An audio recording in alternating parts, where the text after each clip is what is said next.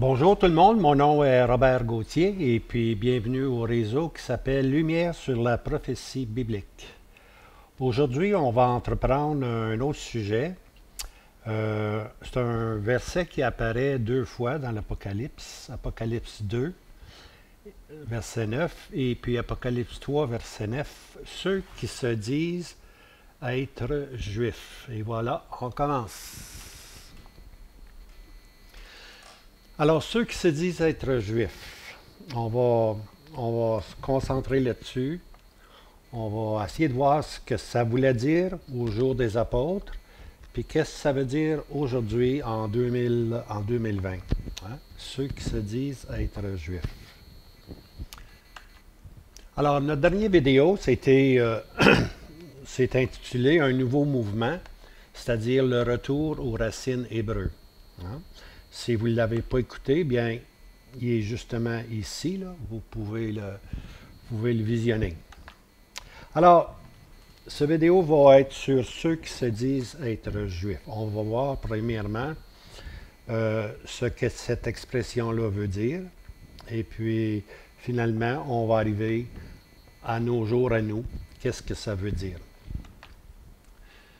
Alors, c'est un mouvement qui était là dès l'Église primitive, hein, dès les premiers jours. Le mouvement était là. Ceux qui se disent être juifs. Alors, les 7 églises de l'Apocalypse nous présentent le parcours ou le trajet du témoignage de l'Église sur la terre. Alors, c'est le trajet, là, du commencement de l'Église jusqu'à la fin de l'Église. C'est un peu comme les 7 fêtes de l'Éternel, qui nous donnent le trajet du peuple terrestre, Israël, de son commencement jusqu'à la fin, hein, les 7 fêtes de l'Éternel. Alors, le même parallèle existe maintenant pour la nouvelle entité que Dieu a créée sur la terre, qu'on appelle l'Église du Dieu vivant, où il n'y a ni grec ni juif, mais qu'on est maintenant unis à une tête glorifiée qui est le Christ Jésus, notre Sauveur. Et nous, par grâce, l'Église devient l'épouse de Christ. Alors, on commence avec Éphèse. On lit dans chapitre 2, verset 2, « Ceux qui se disent apôtres et ne le sont pas. » Alors, il y avait un mouvement immédiatement, presque après que les apôtres sont partis. Il y a eu comme une vague qui est venue, puis quelques-uns se disaient apôtres, mais ils ne le sont pas. Avec la deuxième église, qui est Smyrne, ceux qui se disent être juifs et ne le sont pas. Alors, on avait ceux qui se disaient apôtres, ils ne le sont pas. Ceux qui se disent juifs, ils ne le sont pas. Avec Philadelphie, on retrouve l'expression « ceux qui se disent être juifs et ne le sont pas ». Apocalypse 3, verset 9.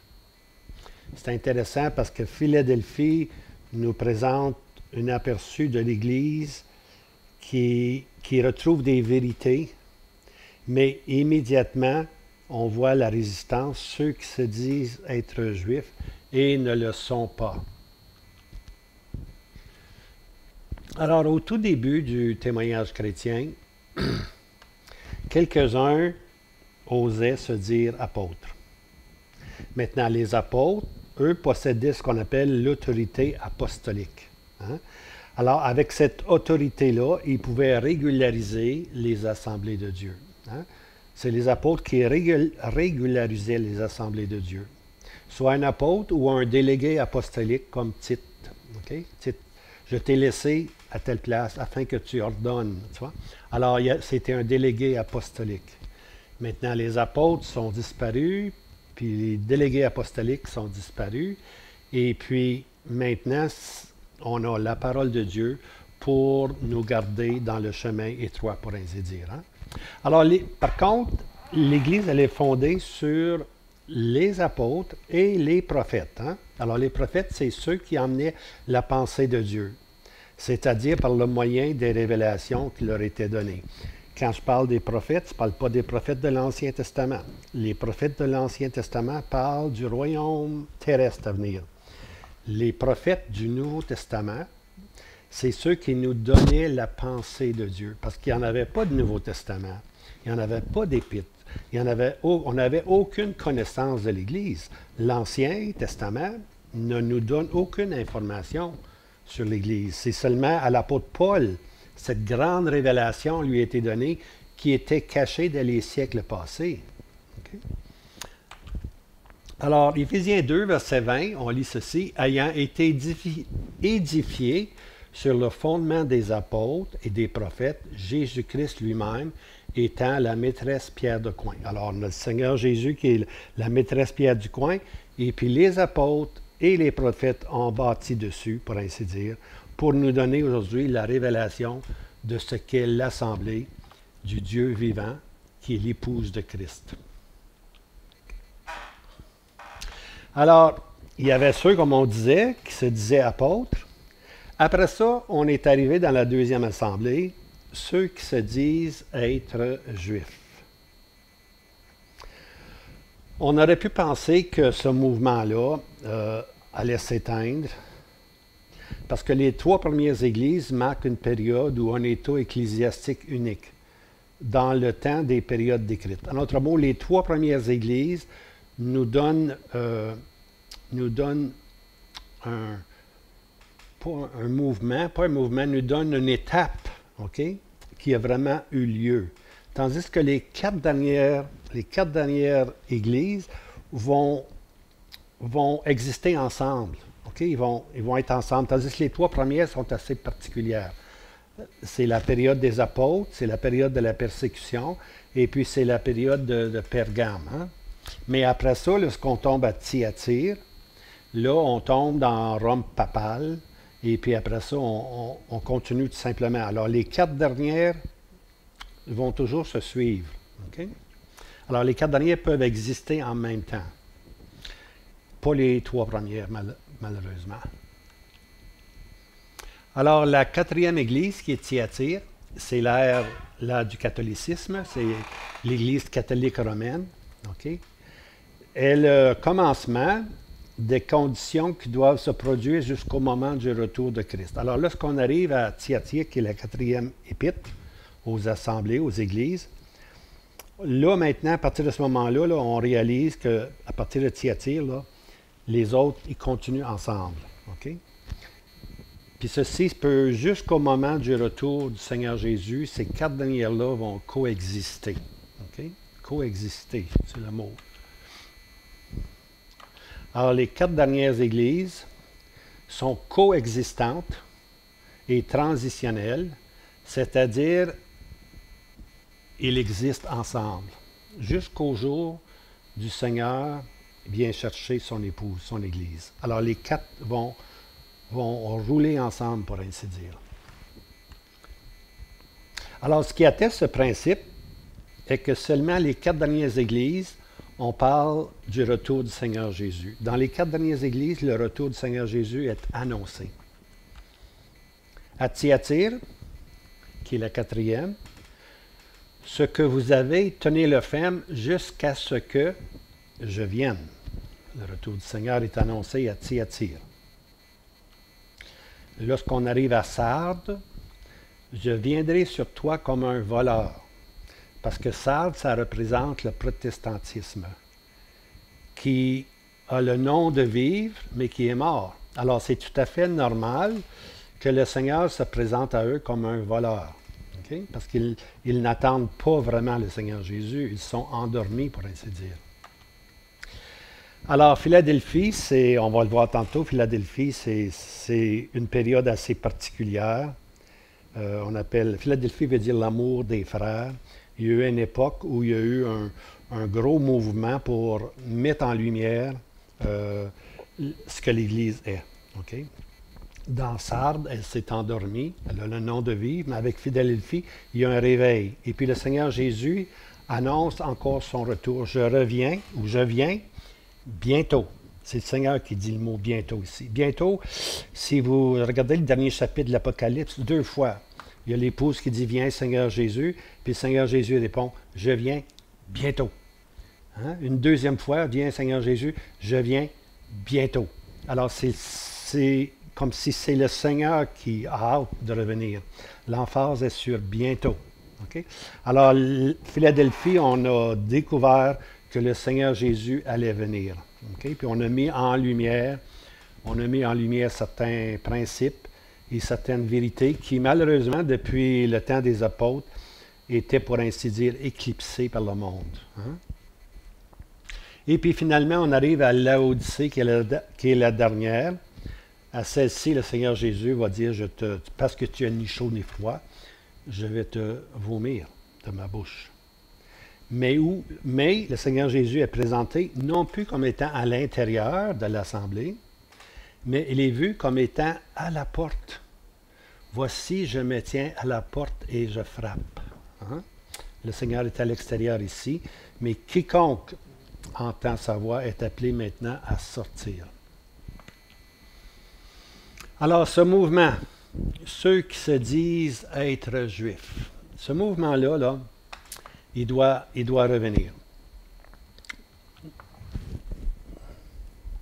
Alors, si on avait seulement la mention dans la deuxième église, Smyrne, on aurait pu croire que cet état ecclésiastique avait trouvé sa fin, puisque les trois premières n'ont pas continué comme telles.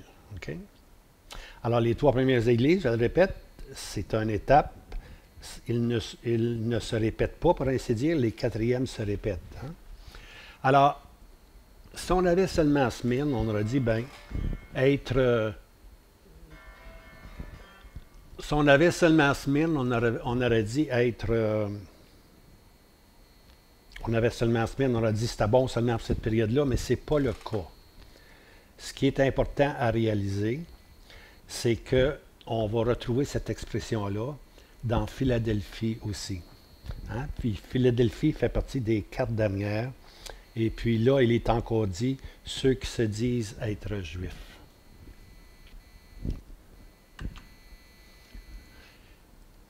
Alors, c'est ça, je disais, ici, on retrouve ceux qui se disent être juifs dans la 6e église, qui est Philadelphie, hein? L'avant-dernière. Alors, les 4 dernières, comme on dit, représentent l'état des églises sur la terre qui vont jusqu'à la fin. Et puis, la fin, elle se termine par l'enlèvement. Hein? On clore la scène du témoignage par l'enlèvement. Alors, c'est quoi le mouvement juif qui doit être en existence de nos jours? Alors, on lit Apocalypse 2, verset 9. « L'outrage de ceux qui se disent juifs et ne le sont pas, mais ils sont de la synagogue de Satan. » Apocalypse 2, verset 9. La version Darby dit le blasphème. Alors, le blasphème de ceux qui se disent être juifs. Alors, pour se situer un peu historiquement, on est ici dans la période après le départ des apôtres. Hein? On a vu ceux qui se disent apôtres. Hein? Ça, c'est la première épître. Alors, à peu près 120 ans après Christ, pour ainsi dire. Alors, cette période-là, c'est l'ère, on peut dire l'ère triste ou la période triste de Rome païen et les grandes persécutions. Hein? C'est la période des pères de l'Église, puis c'est la période des enseignements post-apostoliques, après les apôtres. Hein? On a maintenant les pères de l'Église qui vont essayer de mettre de la lumière, mais souvent, ils vont rendre les choses beaucoup plus compliquées qu'elles ne sont. Alors, la période post-apostolique, c'est-à-dire après les apôtres, c'est la période des pères, hein? Les pères de l'Église. Ces hommes-là étaient des hommes pieux, mais malheureusement, ils ont souvent dérivé de l'enseignement des apôtres.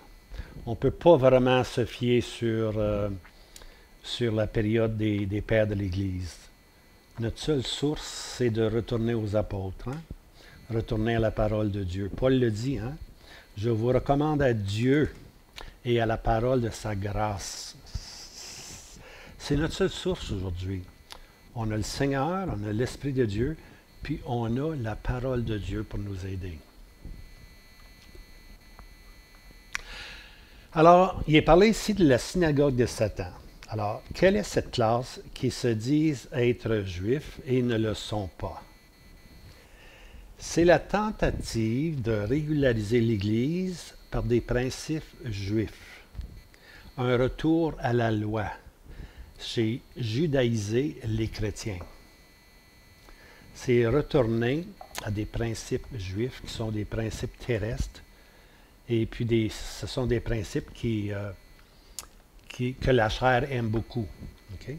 Alors ça, c'est le grand danger. Retourner. Ceux qui se disent être juifs ne le sont pas, là. C'est qu'on veut maintenant mettre l'Église sous la loi. Okay? On dit, oui, tu es sauvé par la foi, mais ta vie doit être régularisée par la loi.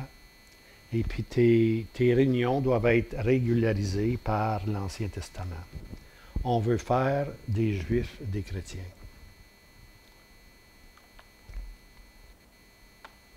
Au jour des apôtres, cette tendance était plutôt individuelle et Paul enseignait que sans loi ou sans ordonnance, ça n'avait aucune valeur. La vraie position était « vous êtes accomplis en lui ». Ça, c'est la position du chrétien. Accompli en lui ici. Là. Vous êtes accompli en lui. Si tu es accompli, là, tu n'as plus besoin de rien. Tu es complet. Hein? Alors, Paul, il disait, la loi ne vous donne absolument rien. Vous êtes accompli en lui. Hein? Puis, je pense qu'avec le temps, on perd cette pensée-là, qu'on est accompli dans le Christ Jésus. La synagogue de Satan. Au jour de Smyrne, la deuxième église, ce n'est plus simplement un mouvement individuel, mais fermement établi, voire même implanté. C'est-à-dire que la synagogue, ce n'était pas des individus qui pensaient là, qu'on devait retourner à la loi. C'était maintenant un système établi dans l'Église. La synagogue de Satan, pour dire, oui, on doit retourner au principe de la loi. Le mot, en passant, le mot synagogue, ça veut dire, c'est comme une église, ça veut dire venir ensemble. Okay? Dans le grec, ça veut dire venir ensemble, ou école. Okay? Alors, c'est un rassemblement ou une école de Satan. Okay? Alors, l'infiltration du phénomène que la chair, c'est-à-dire la circoncision, peut améliorer notre position devant Dieu. C'est ça qu'on essayait de... On essayait d'emmener la circoncision comme si la chair pouvait maintenant améliorer notre position devant Dieu. Alors, c'est toujours le même principe, hein? La chair combat contre l'esprit. Alors, la chair, elle trouve son importance, elle, dans le manger, dans le boire, dans les jours, un jour supérieur à un autre. Les uns plus importants, ça c'est la chair qui fait ces différences-là. Dans l'odorat, il y avait dans l'Ancien Testament les parfums et les encens, et naturellement, ça plaît beaucoup à la chair. Hein? Alors, dans l'Ancien Testament, on avait aussi ce qu'on appelle le visuel, les yeux, l'habillement. Hein? Les habillements étaient beaux, là, avec les vêtements sacerdotaux. C'était tellement beau. Alors, c'est ça. La chair veut embellir les sens, le visuel, l'odorat, l'auditif. Il y avait aussi de la musique dans l'Ancien Testament. Hein? Il y avait tout un système de harpe et puis de trompette et tout ça. Et ça attire les oreilles. On aime ça, la musique. Il y avait aussi ce qu'on appelle le toucher, les amulettes, les images. Ça, on peut comprendre ça, là. On aime toucher, on est visuel, mais on aime aussi toucher à des choses. Donc, on invente des choses. Et puis finalement, le ritualiste fait toujours la même chose. Hein? C'est que dans l'Ancien Testament, on faisait toujours la même chose. Hein? Et puis ceci peut s'être transposé maintenant à nos églises, toujours faire la même chose. lire les mêmes passages, etc. Et puis finalement, le point le plus important, c'est la succession. Nommer les représentants religieux. Dans la succession, on met des personnes plus supérieures sur une plateforme supérieure, pour ainsi dire, à la masse du peuple.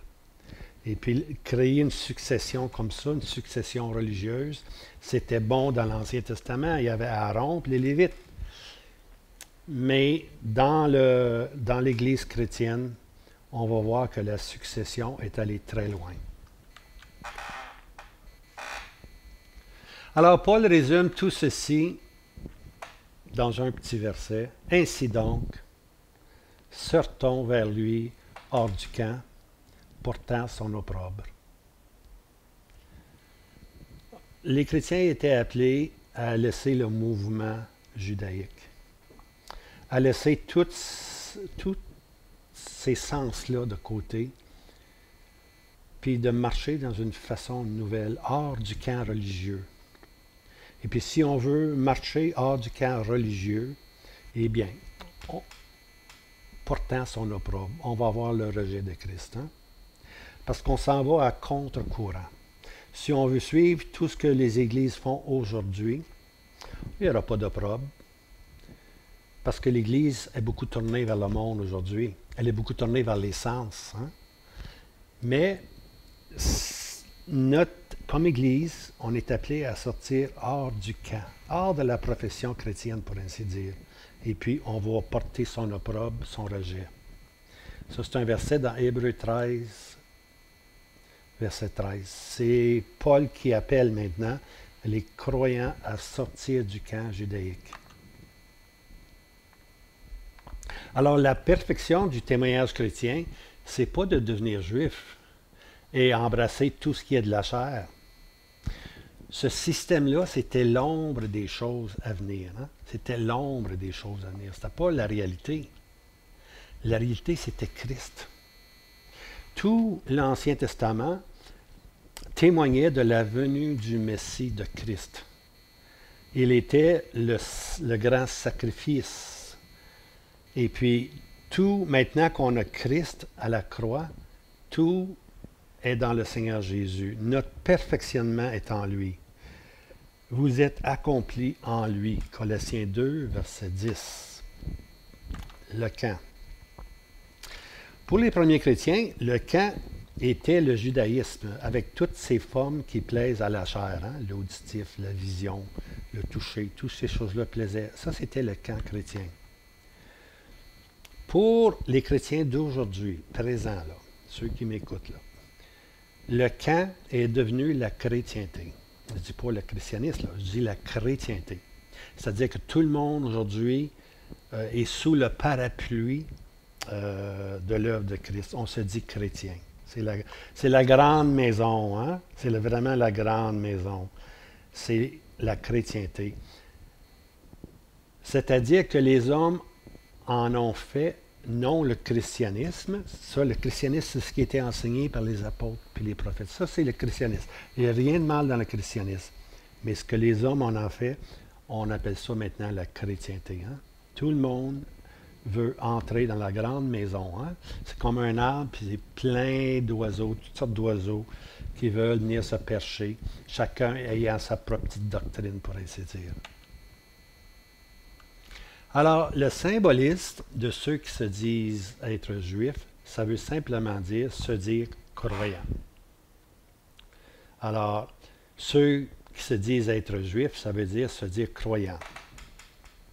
Alors, si la deuxième Église était un outrage ou un blasphème, ceux qui se disent être juifs et ne le sont pas, avait sa source établie dans l'école de la synagogue satanique, hein? Eh bien, dans l'avant-dernière Église, qui est Philadelphie, ce qui signifie l'amour des frères, l'esprit prophétique nous ramène encore à ceux de la synagogue de Satan qui se disent être juifs, mais ils ne le sont pas et ils mentent. En d'autres mots, on va avoir le même phénomène qui s'est passée dans la deuxième Église, on la retrouve dans la sixième Église. Ce qui nous dit que ces choses-là reviennent ou doivent revenir. Alors, l'expression qui se dit être juif porte le symbole de se dire croyant. Okay? Alors, on se dit croyant, simplement. Mais il mente, hein? Il mente. Avec Philadelphie, tu as un témoignage véridique, ayant peu de force, et tu as gardé ma parole, et tu n'as pas renié mon nom. C'est ça qui va caractériser l'amour des frères Philadelphie. Peu de force. Ça ne veut pas dire que tu es faible. Peu de force. Mais tu as gardé ma parole, et tu n'as pas renié mon nom. Ça, c'est ce qui va les caractériser dans ce mouvement-là. Comment les autres, qui se disent être juifs, portent-ils le nom de menteurs? C'est en respectant le symbole être juif qui signifie se dire croyant. Hein? C'est pas parce qu'on se dit croyant qu'on est des croyants. Hein? Alors, ceux de la synagogue, c'était les autres. C'était pas des vrais croyants, mais ils se disaient croyants, tout simplement. Alors ici, on va avoir un aperçu des 7 églises. Okay? Les 7 églises, comme je disais, c'est une vue complète du témoignage de l'Église sur la terre. Du commencement à la fin. Apocalypse 2, verset 3. C'est des localités, Pergame, Smyrne, Éphèse, Laodicée, c'est des localités qui étaient situées dans ce qu'on appelle l'Asie. Hein? Et puis, ces municipalités-là, il y avait des rassemblements chrétiens. Et puis, l'Esprit de Dieu a pu voir dans chacune de ces localités-là un certain mouvement ou une certaine activité de vie qui allait se reproduire à travers les siècles dans le témoignage de l'Église sur la terre. Ça fait 2000 ans que l'Église est là. Mais déjà, Dieu nous dit dès le commencement, la fin. Hein? Il commence avec Éphèse, puis il va finir avec Laodicée. Alors, suivons le déclin de ce témoignage chrétien. On a Éphèse.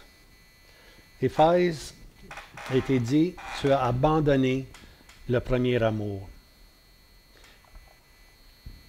Mais tu hais les œuvres des Nicolaïtes.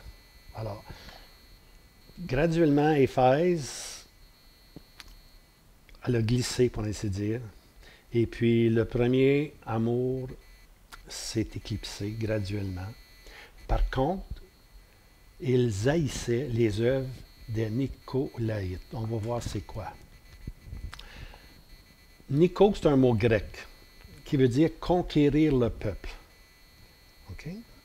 Alors, Nicolaïte, c'est l'introduction d'une classe particulière qui peut s'approcher plus facilement de Dieu et représenter le peuple. En autre mot, dès les premières années du christianisme, après le départ des apôtres, on a commencé à mettre comme un clergé. Okay? Un clergé qui allait dominer sur le peuple.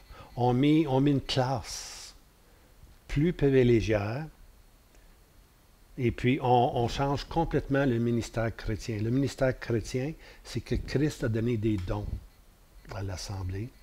Et puis on est responsable, chacun d'entre nous, on est responsable d'édifier l'Assemblée, d'édifier l'Église avec le don qu'on a reçu.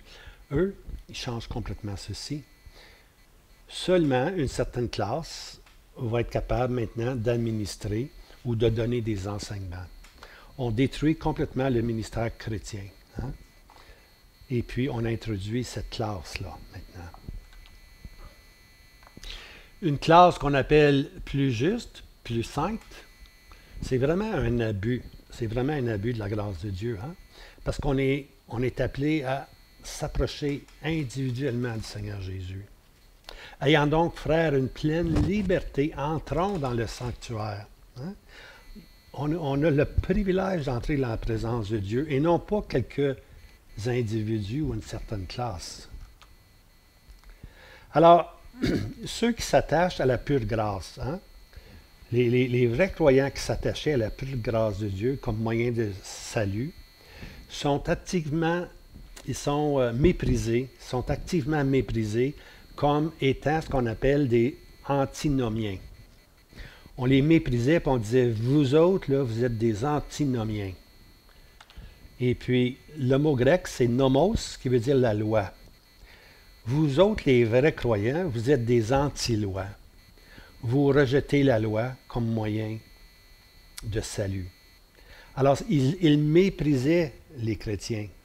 Ils méprisaient parce que les gens voulaient retourner sous la loi. Puis ceux qui savaient qu'ils étaient sauvés par grâce, qui étaient rendus parfaits dans le Seigneur Jésus, hein, complets dans le Seigneur Jésus, on disait, toi, tu es un antinomien. Tu rejettes la loi. Puis on les méprisait ainsi. On méprisait ainsi les chrétiens qui voulaient s'attacher à la pure grâce de Dieu. Éphèse signifie désirer. Alors, on arrive maintenant à une deuxième période qu'on appelle Smyrne. Smyrne. Smyrne signifie myrrhe. Maintenant, myrrhe, c'est un parfum qui exhale la souffrance. Okay? Il y a différents parfums, mais la myrrhe, c'est un parfum qui va mettre en odeur, si on peut dire, la souffrance. Okay? Alors, pour expliquer un peu, les mages, quand le Seigneur Jésus est né, vous vous rappelez, il y a eu les mages.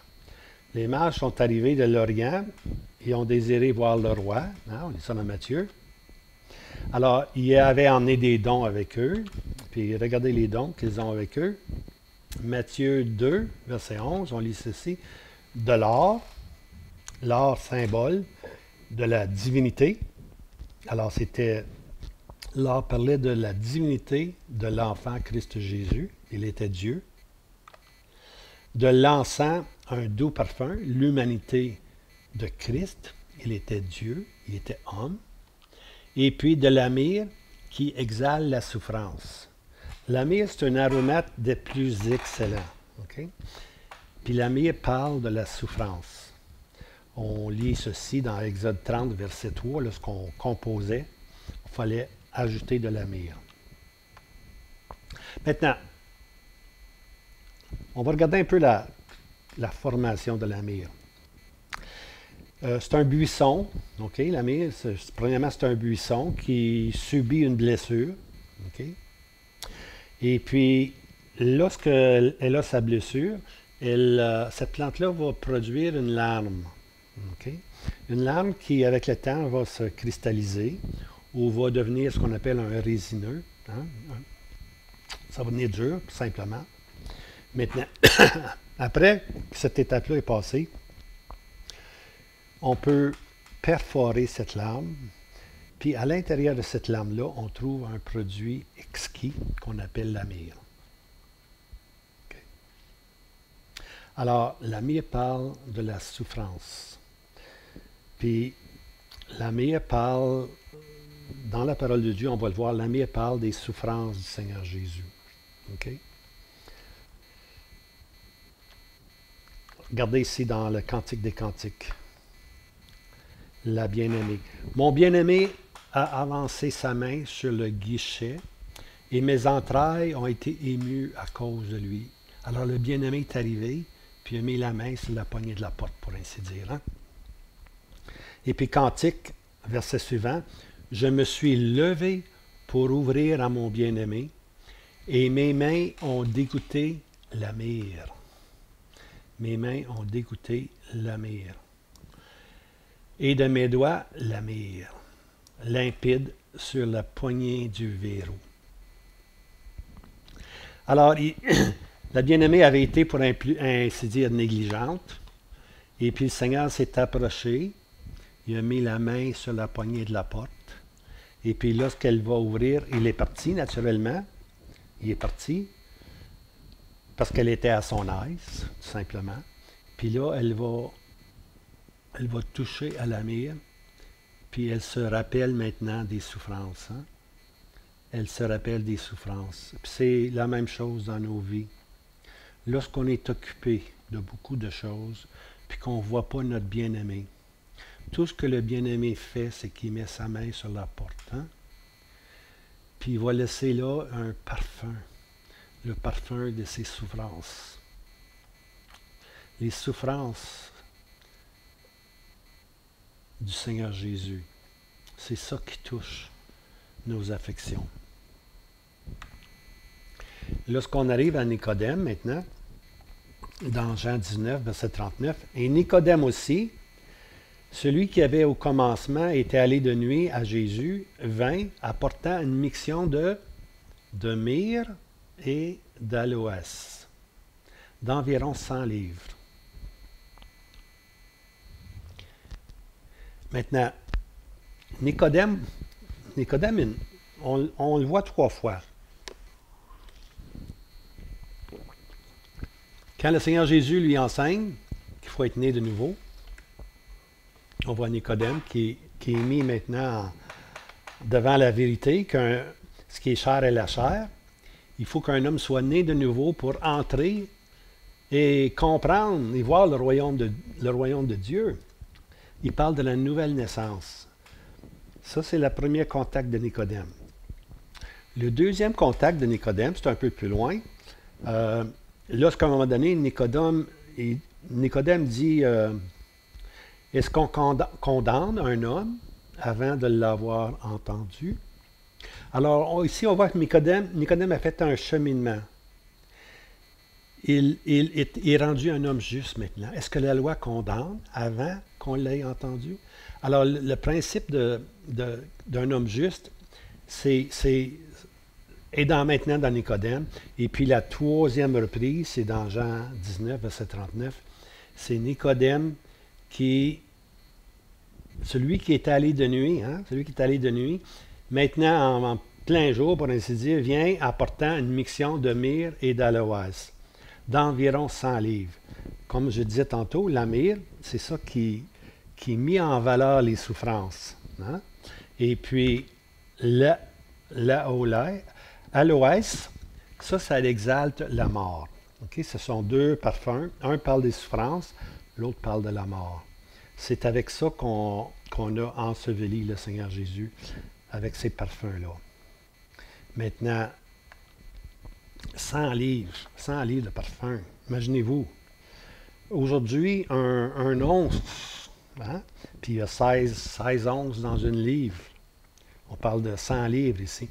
Alors, aujourd'hui, tu achètes une petite bouteille de parfum, tu vas à la pharmacie, puis tu achètes une petite bouteille de parfum, ça a peut-être ça, un once, puis ça vaut une fortune, 40-50 $ et plus.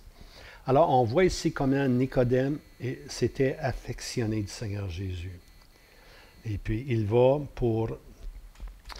maintenant pour mettre sur lui cette myrrhe et cet aloès. 100 livres! Hey! Imaginez-vous, là, tu embaumes le Seigneur avec 100 livres de parfum. Imagine-toi quand tu sors du tombeau, pour ainsi dire. Écoute, quelqu'un dans une voiture fume une cigarette, là, puis tu sens la cigarette là, pour le restant de la journée. Ton linge sent la cigarette. Imaginez-vous ici 100 livres de parfum. Comment cet homme-là a dû sentir lorsqu'il est sorti. Hein? Bien-aimé, lorsqu'on s'occupe des souffrances puis de la mort du Seigneur Jésus, ça a un effet sur nos vies, ça a un effet sur la vie de ceux qui sont autour de nous. Le passage que je pense, c'est que on te reconnaît, je pense que c'est à Pierre qu'on a dit ça, on te reconnaît à tes paroles, tu vois. On te reconnaît comme étant comme étant celui qui était avec le Christ. Oh, ça c'est... Est-ce qu'on nous reconnaît comme étant des croyants qui sont affectionnés au Seigneur Jésus, qui comprennent les souffrances et puis qui comprennent la mort du Seigneur Jésus? Combien ceci changerait nos vies et combien ceci aurait de l'influence sur ceux autour de nous. Ah ben, ça c'était l'église de Smyrne. Smyrne veut dire des souffrances. Hein? C'est la période là, c'est la période de Rome païen. Okay? Rome païen qui persécutait. Hein? Comme un lion, Satan était sorti comme un lion. Après Éphèse, il y a eu les persécutions. On voulait anéantir tout ce mouvement chrétien. Hein? Ça, c'était la période de Rome, Rome païen, l'Empire romain païen. Alors, Satan est vu comme un lion qui persécute. Ça, c'est la deuxième étape. On arrive maintenant à cette étape-ci, l'étape de Constantin. Hein? Constantin arrive avec la période qu'on appelle Pergame. Maintenant, Satan change de mode. La persécution n'a pas réussi. On va y aller par un autre moyen, le moyen de la séduction.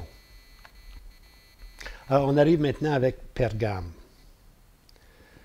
Le témoignage habite là où est le trône de Satan. Imaginez-vous, dans Pergame, là, le témoignage chrétien habite là où est le trône de Satan. Le serpent a séduit les chrétiens et l'Empire romain se fait protecteur. Alors, sous Constantin, son César, pour ainsi dire, lui, Constantin, va honorer, va rendre honorable le fait d'être chrétien. Les meilleurs jobs sont offerts à ceux qui sont maintenant chrétiens. Avant, dans Smyrne, les chrétiens avaient toutes des tâches ingrates, pour ainsi dire. Nettoyer les toilettes, puis nettoyer les planchers. Mais maintenant, avec Constantin, tout le monde veut devenir chrétien. Et puis les chrétiens obtiennent les faveurs du roi, les faveurs de César. Et puis ils ont les meilleurs emplois. Alors tout le monde veut devenir chrétien. Tout le monde veut devenir chrétien. C'est la nouvelle mode. Et puis à ce moment-là, on voit encore les œuvres de Nicolaïte sont maintenant une doctrine. Ah, c'est plus pareil.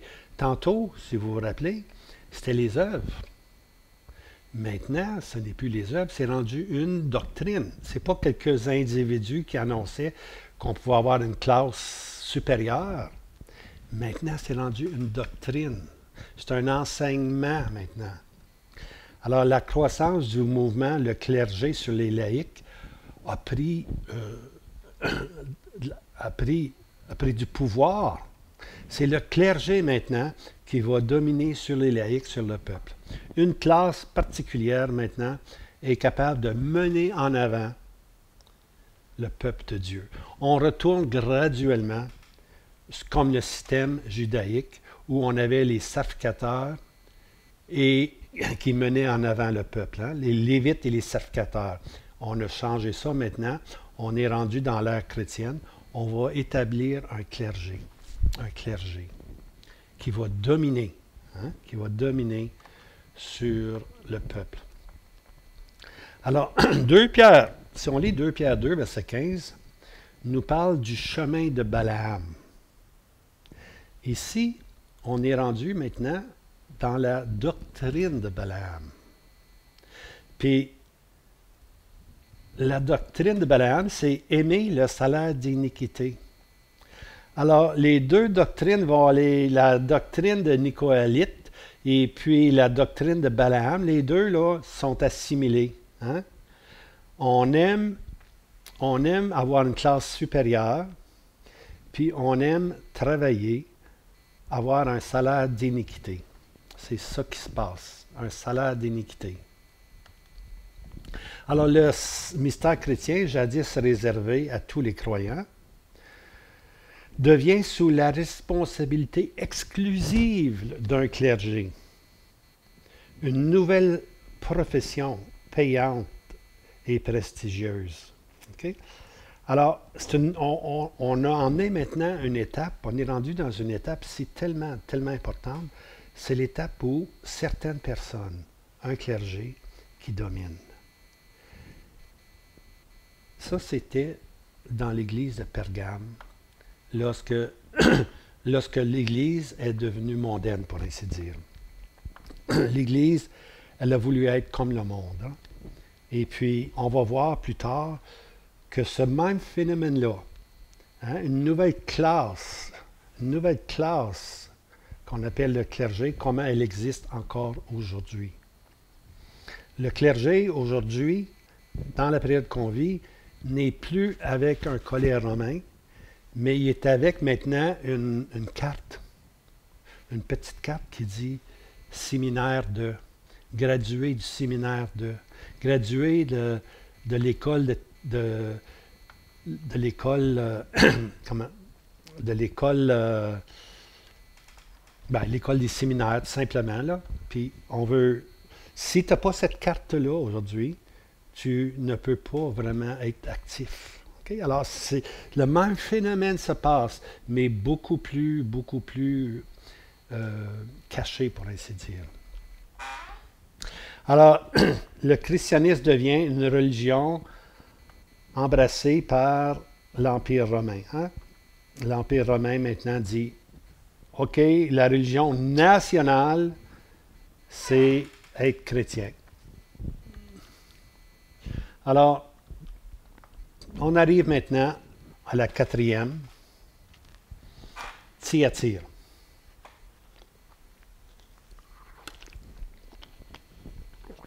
La femme Jézabel. Si Pergame tolérait, ici on laisse faire la femme Jézabel qui se dit prophétesse et égare les croyants. Ce que Thyatire dit, c'est bien simple, là, c'est « hors moi », c'est-à-dire hors l'Église de Rome, point de salut. C'est le système papiste et ses enfants qui se disent pouvoir point se tromper. C'est l'orgueil de l'infaillibilité. Rome se dit le représentant exclusif de Christ, et puis tout ce que l'Église romaine papale dit, c'est infaillible. C'est coulé dans le béton, puis Dieu met sa main en bénédiction. C'est ça qu'ils disent. La femme Jézabel, qui se dit prophétesse, elle était tellement, ce système-là est devenu tellement puissant. On lit dans Apocalypse 17, verset 18, qu'elle nomme, c'est-à-dire Rome, papale, nomme les rois de la terre. On lit ça dans Apocalypse 17, verset 18. Quelle société a eu le pouvoir de nommer des rois sur la terre? Personne, sauf Rome papale. C'est Rome qui décidait qui allait être roi. Et puis ça, on mettait de côté le droit. Un roi habituellement déléguait à son fils ce privilège-là. Mais c'est maintenant l'Église qui s'était installée, tellement puissante que c'est elle qui nommait les rois, puis ces rois-là étaient assujettis à l'Église. C'est l'Église qui contrôlait. Hein? Hors moi, point de salut. Hein? Ça, c'était le message de Rome papale. Hors moi, point de salut. Tous les autres systèmes sont faux. Nous, on a la vérité. Alors, on va vivre ici dans cette période-là qu'on appelle le Moyen Âge, là, la persécution de Rome. Pas Rome païen, Rome papale. C'est les chrétiens qui persécutent les chrétiens. Avant, c'était les païens. Dans les temps des Romains, Rome civile persécutait les chrétiens. On les mettait comme des torches. Mais maintenant, on voit que c'est l'Église. C'est Rome papale qui va persécuter les chrétiens. Et ceci a eu lieu dans ce qu'on appelle les temps sombres, le Moyen Âge. Hein. C'est là que ça s'est produit.